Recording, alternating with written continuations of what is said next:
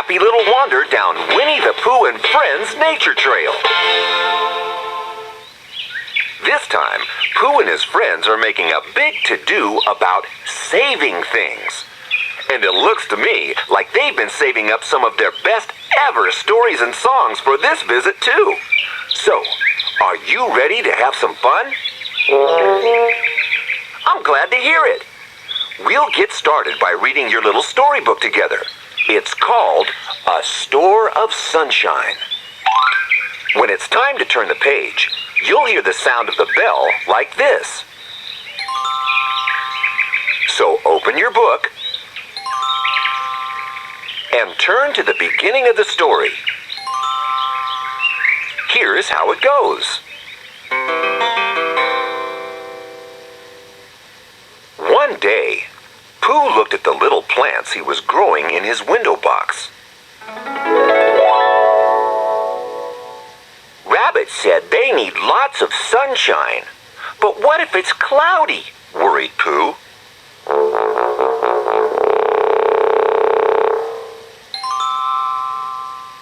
Then Pooh had an idea.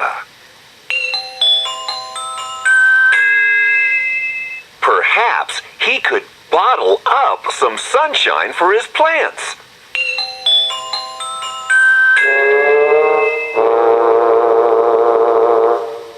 Pooh found some old empty bottles, and he lined them up in a particularly sunny spot.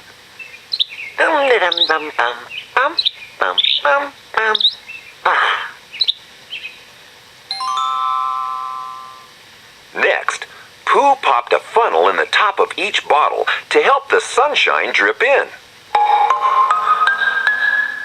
While the bottles sat out in the sunshine, Pooh went about his daily chores.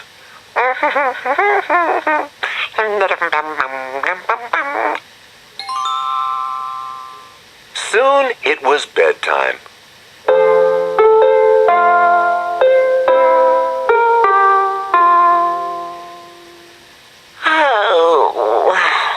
And Pooh fell asleep. He didn't notice it was raining outside. The next morning, Pooh raced outside to check on his sunshine store.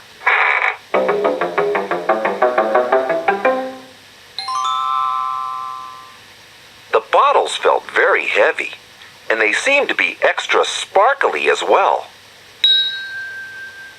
"Here you go, plants," said Pooh, as a cloud covered the sun. "Have some sunshine."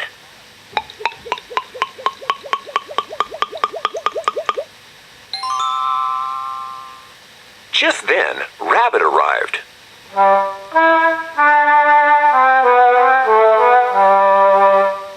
"I'm glad to see you're watering your plants, Pooh," he said. "But I thought I collected sunshine in my bottles," said Pooh, feeling a little confused. "You can't collect sunshine," smiled Rabbit. "But the sun will soon come out again."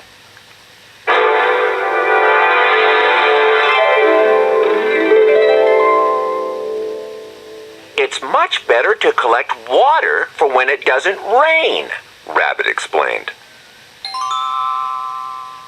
"Perfect!" cried Pooh, feeling very happy. And his little plants seemed happy too. The end.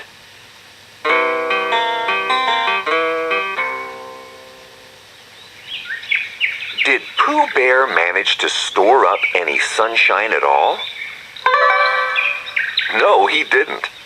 But he did accidentally find a nice way to collect and store water.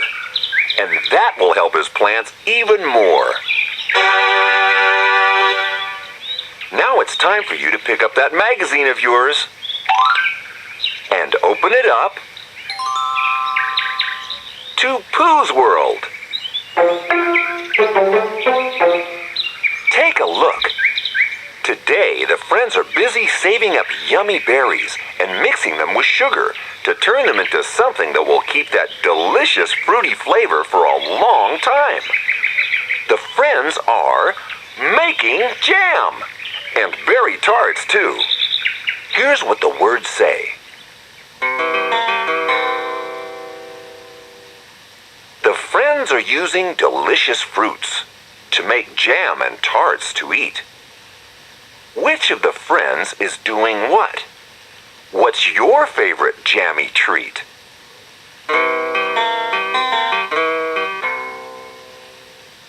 All right now, you tell me, who is stirring the jam?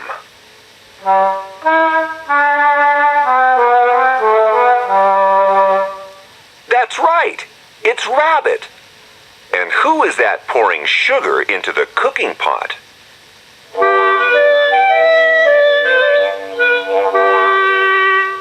It's Roo. And can you tell me who that is bringing another basket full of delicious berries to make into jam?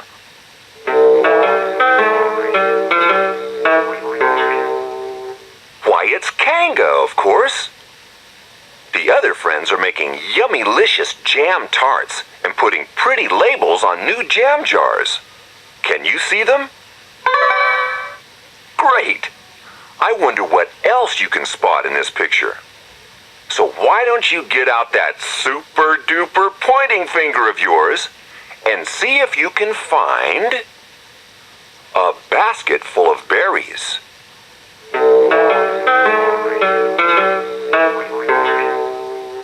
And a bowl of juicy cherries.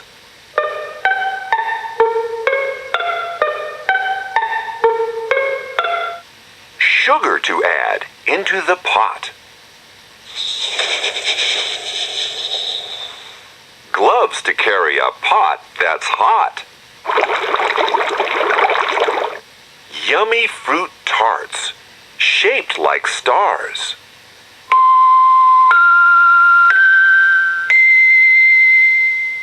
And fruity labels to stick on jars. Did you find many of those? I thought you would. And now, I really want to know, what is your favorite flavor of jam? Can you tell me? Is it strawberry, or raspberry, or maybe it's apricot? Shout it out! Well, since you like that kind of jam so much, here's a nice bucket full of the stuff on me.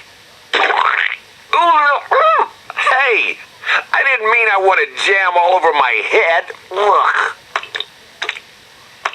I think we better sing a song now to help me feel better. But hey, I know a really funny one. It's about a big green monster that came from the pickle jar.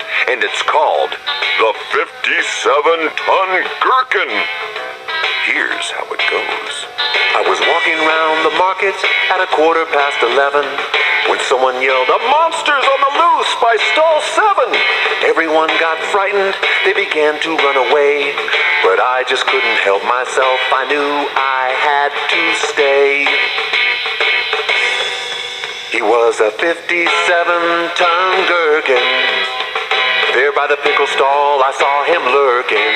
He had arms and legs and a funny face, and all his parts were working.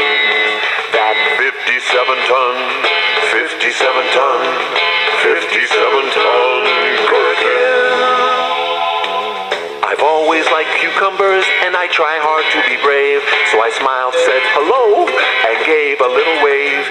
He was so nice, he called his friends to shake my trembling hand. They were a plus-size loaf of French bread and a truck-sized pot of jam. He was a 57-ton gherkin. There by the pickle stall I saw him lurking. He had arms and legs and a funny face, and all his parts were working. That 57-ton, 57-ton, 57-ton gherkin.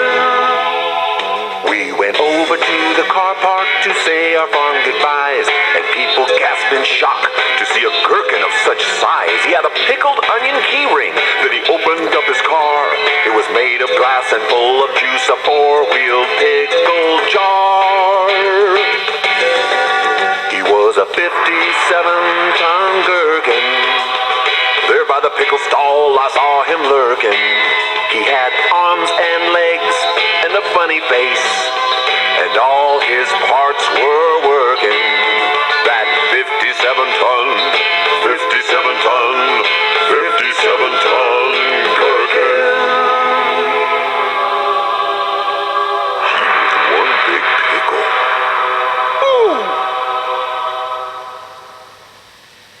Oh, what a silly song.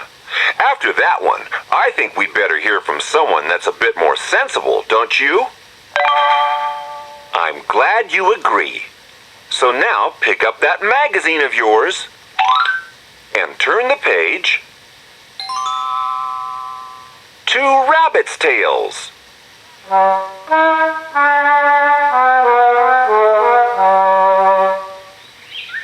And just like we'd hoped, here's Rabbit.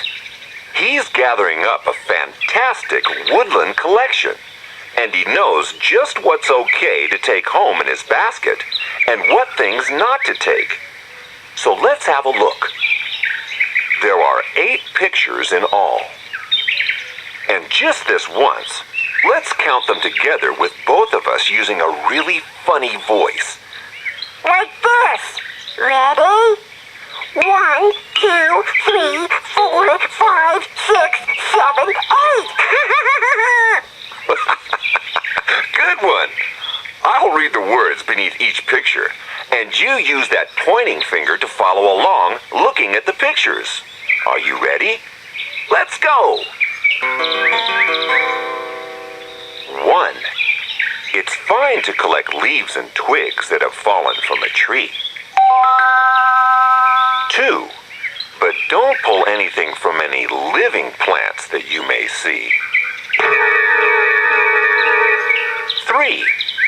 A fallen feather on the ground is quite all right to take. 4. But to try and take one from a bird would be a big mistake. 5.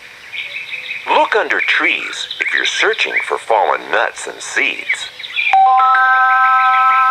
6. And remember not to step on flowers. No woodland plants are weeds.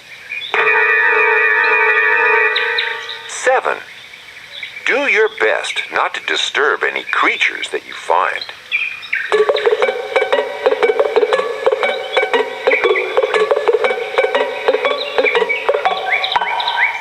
8. Take your treasures home and copy Rabbit. He won't mind.